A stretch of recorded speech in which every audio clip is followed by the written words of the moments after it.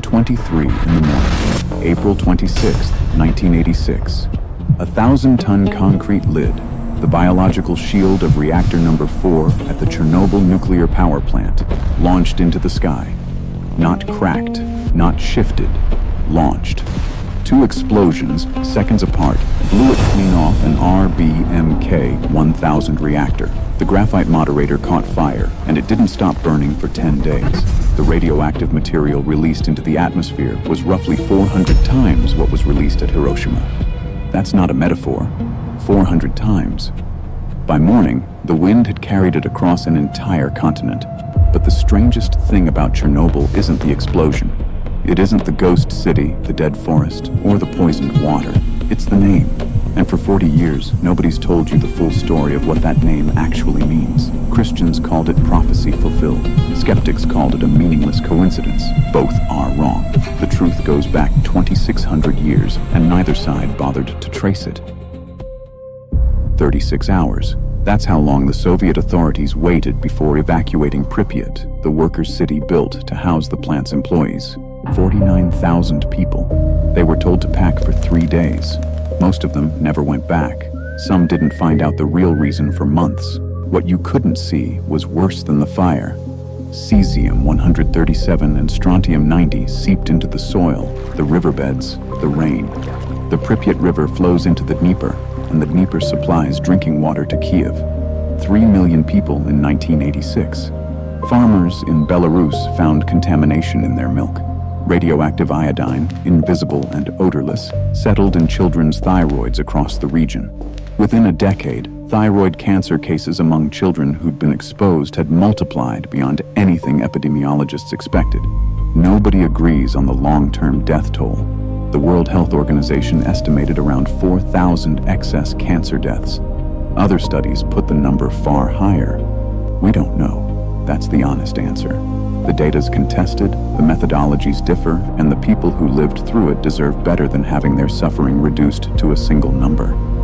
5 days after the explosion, an amusement park was supposed to open in Pripyat. A Ferris wheel, bumper cars, a swing ride. Built for the May Day celebrations. Nobody ever rode it. It still stands there, rusting in a city where nobody lives. Pripyat's still there. Apartments with curtains rotting in the windows. Schools with textbooks open on desks. A swimming pool with tiles peeling off the walls. Trees growing through gymnasium floors. And next to the reactor, a forest of pine trees that absorbed so much radiation, every one of them turned reddish-brown and died within days. They called it the Red Forest. In 1986, it was the most radioactive outdoor place on the planet. In 2016, engineers finished the new safe confinement. A 36,000-ton steel arch, the largest movable land-based structure ever built, slid on rails over the crumbling original sarcophagus, designed to hold for 100 years. After that, someone else's problem, but we still haven't talked about the name. You've probably heard this one. Chernobyl means wormwood, and the Book of Revelation mentions a star called wormwood that poisons the waters of the earth. A great star falls from heaven, blazing like a torch, falls on 1/3 of the rivers and on the springs of water. The name of the star is wormwood. 1/3 of the waters become bitter.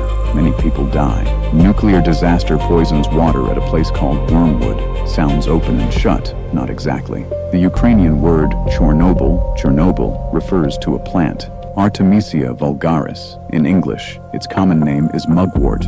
Hardy perennial, grows 1 meter or 2 tall, silvery green leaves with white undersides. It grows wild across Ukraine and most of Eurasia. The city was founded around 1193, and the name just means the place where mugwort grows. A mundane botanical label, the way you'd call a town Oakville or Cedar Rapids. The biblical wormwood, the Greek word John used is absinthos, is a different plant. Artemisia absinthium, same genus, same family, different species. Absinthium is the one known for extreme bitterness. It's the plant that flavors absinthe, the drink that wrecked a generation of Parisian artists. Mugwort's milder. People use it in folk medicine, sometimes in cooking. You can brew tea with it. So the claim that Chernobyl means wormwood is an oversimplification. Strictly, it means mugwort, close botanical cousin, not identical. But both sides missed something. In Ukrainian folk language, the boundary between Artemisia species gets blurry. Several plants in the genus are called Chornobyl colloquially. Some Ukrainian English dictionaries do translate it as wormwood. The connection isn't precise, but it isn't fabricated either. It sits in that uncomfortable gray space between close enough and not quite. What strikes me about this isn't the botanical inaccuracy, it's that both sides stopped digging right here. The prophecy camp said close enough, declared fulfillment, printed the bumper stickers. The skeptics said different plant, case closed, and moved on. Neither one followed the chain backward. The real story isn't about the plant at all. It's about a word and where that word came from. 600 years before Revelation was written, a prophet named Jeremiah stood in Jerusalem and delivered a judgment oracle. The kingdom of Judah was rotting from the inside. Idolatry, corruption, false prophets assuring everyone the future was secure. And through Jeremiah, the text records God's response. I will feed this people with wormwood and give them poisoned water to drink. That's Jeremiah 9:15. The Hebrew word is la'ana, bitterness, poison, judgment poured directly into the thing you need most to survive. Water. Jeremiah used it again in chapter 23, this time aimed at false prophets. Same image, same intent. I will feed them wormwood and give them poisoned water. The word echoed through the centuries that followed. It shows up in Lamentations. He has filled me with bitterness. He has sated me with wormwood. It shows up in Amos, where justice is turned to wormwood. In Proverbs, where the end of a forbidden path is bitter as wormwood.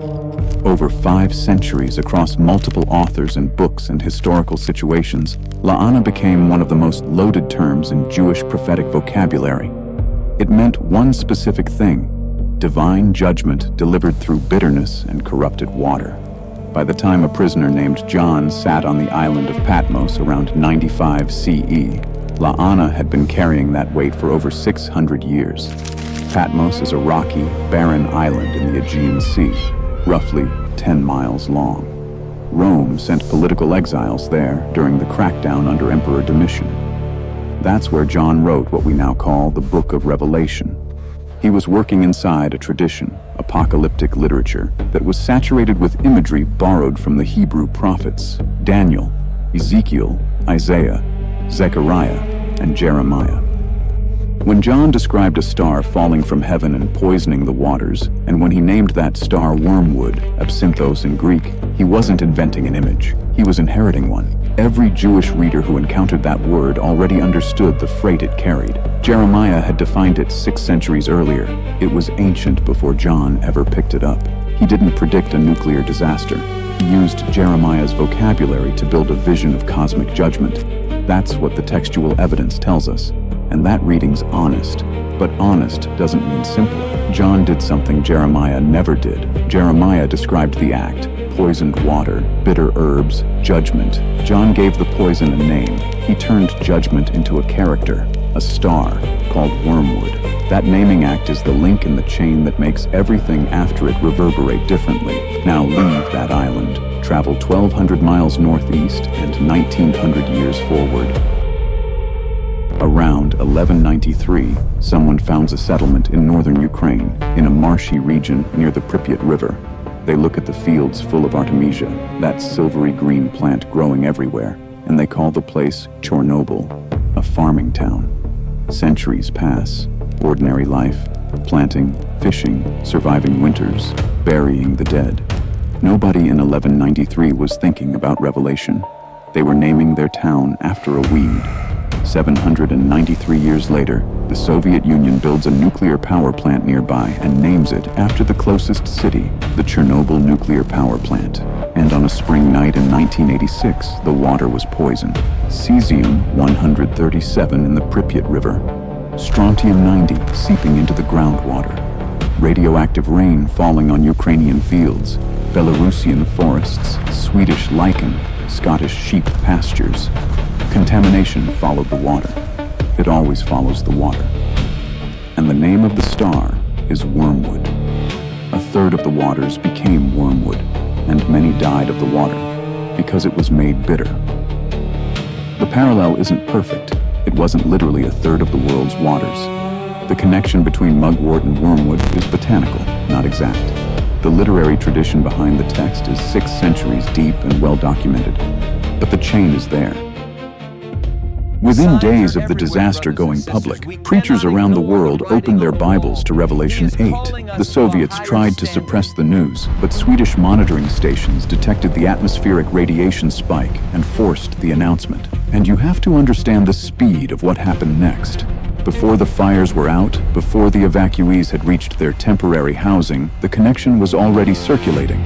Sunday sermons, newspaper columns, paperback prophecy books rushed to print.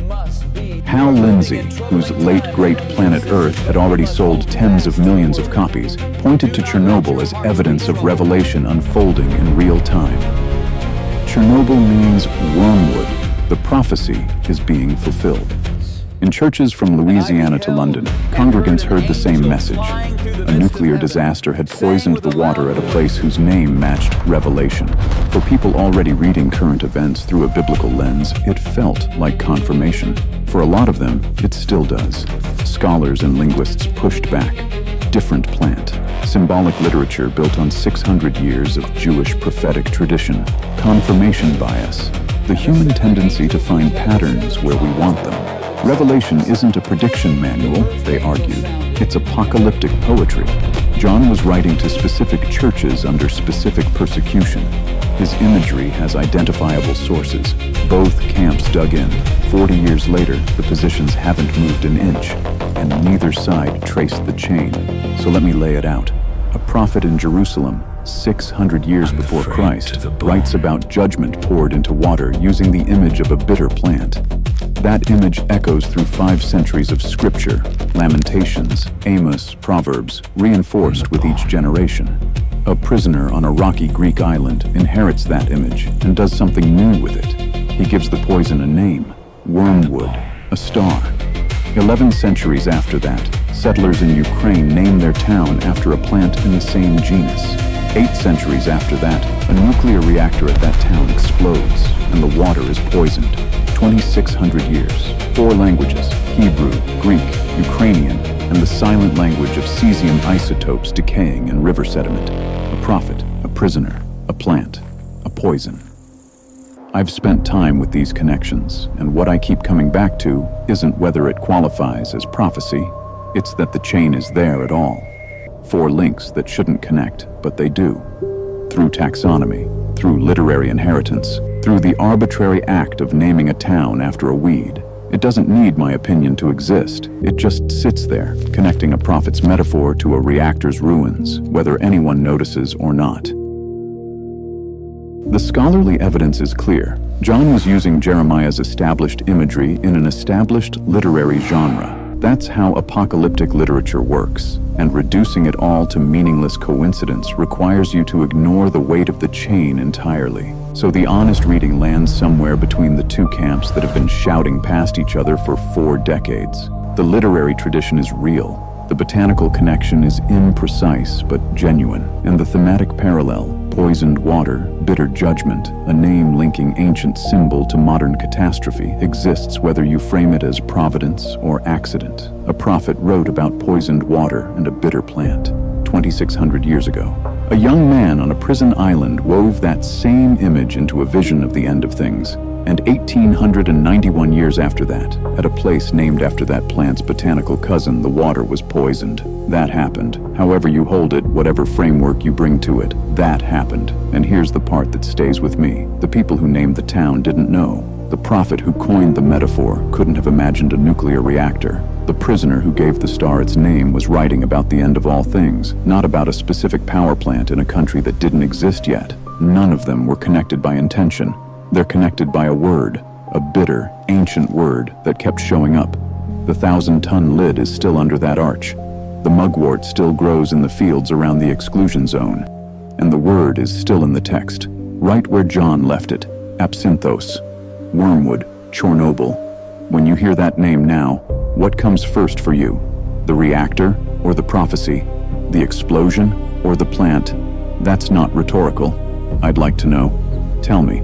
If the chain from Jeremiah to Chernobyl surprised you the way it surprised me, there's a video on this channel about the 7 seals of Revelation and what the archaeological record tells us about the world John was actually writing to. Same method. Evidence first, conclusions yours. Blessings to you and your family.